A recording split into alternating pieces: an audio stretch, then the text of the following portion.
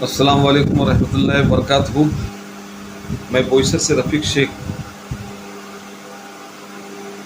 पिछले दिनों में मैंने एक वीडियो बनाया था, लगभग 19-20 तारीख को अक्टूबर की। तब मैंने बांग्लादेश में जो होने वाले जो हिंदुओं पर जो अत्याचार हो रहा था और कश्मीर में जो आतंकवादी हमले हो रहे थे सिटीजन पे, गैर कश्मीरियों पे, तो उसका मैं कंडेम किया था। और यहाँ हमारे लोकल पुलिस स्टेशन में मैंने उसके लिए एक लेटर दिया था। अब बांग्लादेश के जो रिएक्शन बांग्लादेश के आया त्रिपुरा में भी जैसे खबरें आती रही कि भाई वहाँ पर भी दंगे हो रहे हैं, मुसलमानों पर जुल्म हो रहा है और कई घरों को जला दिया गया है, मस्जिदें तोड़ दी गई, मस्जिदों में आग लगाई, कुरान शरीफ को जला दिया गया और बहुत सारे जुर्म हुए वहाँ पर। अब वो जो नेशनल मीडिया है वो कुछ बताती नहीं है, ये खबरें छन छन के यूट्यूब मीडिया से आ रही है, सोशल मीडिया के जरिए ये रिपोर्ट आती रही। तो कल 12 नवंबर को रज़ाक किडमी वाले ने इसका कंडेम करने के लिए सब मुसलमानों को अपनी दुकानें बंद करने का ऐलान किया था। अब जहाँ जहाँ मुस्लिम बस्तियाँ थी वहाँ पर मुसलमानों ने दुकानें बंद की, और जहाँ मुस्लिम बस्ती ज़्यादा नहीं है वहाँ पर मुसलमानों ने इसका कोई साथ नहीं दिया। लेकिन मैं जैसे पहले से कहता हूँ कि जहाँ बहुसंख्यक होते हैं वहाँ जुल्म बढ़ ही जाता है। जहाँ कोई भी कम्युनिटी लघुमती में रहती है उसके ऊपर बहुसंख्यक जुल्म करते हैं, यानी ये आंकड़ों का खेल है। कल के बंद में तो दुकानें बंद करने के लिए कहा था, रैली निकालने के लिए नहीं कहा। लेकिन नांदेड़, मालेगांव और अमरावती में बंद के साथ रैली भी निकाली गई और जगह भी रैली निकाली होगी। लेकिन मालेगांव और नांदेड़ में और अमरावती में दूसरी समाज के लोगों की दुकानों को तोड़फोड़ किया बंद कराने के चक्कर में, पुलिस पे पत्थरबाजी हुई, कई पुलिस घायल हुए। मैं उसका भी कंडेम करता हूँ। कहीं भी हिंसा का समर्थन नहीं किया जाता है, जो भी हिंसा करते हैं वो गलत है। लेकिन सबसे फिक्र की बात यह है कि सारी दुनिया में दंगे होते हैं, कई काले गोरे के नाम से, कई प्रांतीय के नाम से, कई भाषा के नाम से, कई धर्म के नाम से होते हैं। तो ये मनुष्य की जो सोच है, इंसानी सोच जो है, ये जानवरों में तब्दील होती जा रही है।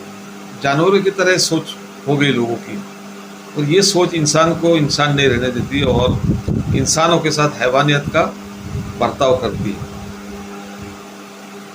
मैं ये पूछना चाहता हूँ हमारी सरकार से कि आप कैसे ऐसे सब बर्दाश्त कर सकते हो?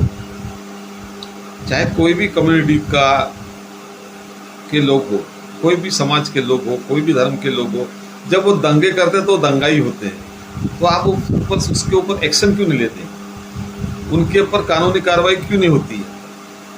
आज पिछले 7 साल से हमारे देश की पूरी दुनिया में बदनामी होती जा रही है कि भाई ये यहाँ पे हिंदुओं के जरिए मुसलमानों पर अत्याचार हो रहा है, मॉब लिंचिंग हो रही है, और सरकार उन मॉब लिंचिंग करने वाले की और दंगा करने वालों का साथ देती है। सच्चाई कितनी है तो कुछ चीज़ें ऐसे सामने उभर के आती है। उमर खालिद का मामला है, उसने खाली सीएए मामले में उसने समर्थन किया था, कुछ भाषण किया था, उसको आज तक जमानत नहीं हुई। और बहुत सारे ऐसे भी दूसरी कम्युनिटी के लोग हैं, उनको थोड़े वो उसने जो उसी सीएए में उसने जो फायरिंग की थी उसकी जमानत हो गई। ऐसे दूसरे भी मामले, दंगे में आदमी फंसे, उसकी जमानत हो गई। तो एक तरफा जो बर्ताव है ये कहीं ना कहीं हमारे देश के लिए नुकसान की बात है। हमारी सरकार से मेरी यही विनती है, चाहे कोई भी दंगाई हो उस पर कार्रवाई होनी चाहिए। और ये जो घर टूटते हैं या इमारतें जलती है या लूटी जाती है, ये देश का नुकसान है, देश की संपत्ति है। चाहे किसी के भी नाम पर हो, किसी के धर्म के नाम पर हो, ये देश की संपत्ति है। हमारे देश को और इमेज को बचाना है तो सरकार को बिल्कुल निष्पक्ष सत्ता चलानी चाहिए। सत्ता के लिए उन्होंने वो डिवाइड एंड रूल्स का इस्तेमाल नहीं करना चाहिए। कोई भी एक मुद्दा मिल जाता है, वो पूरे हिंदू मुस्लिम के नाम पे लोग ने हाईलाइट करते थे उस मुद्दे को, और उसी के ऊपर राजनीति करते रहते हैं, उसी के ऊपर वो इलेक्शन लड़ते हैं, जीत जाते हैं।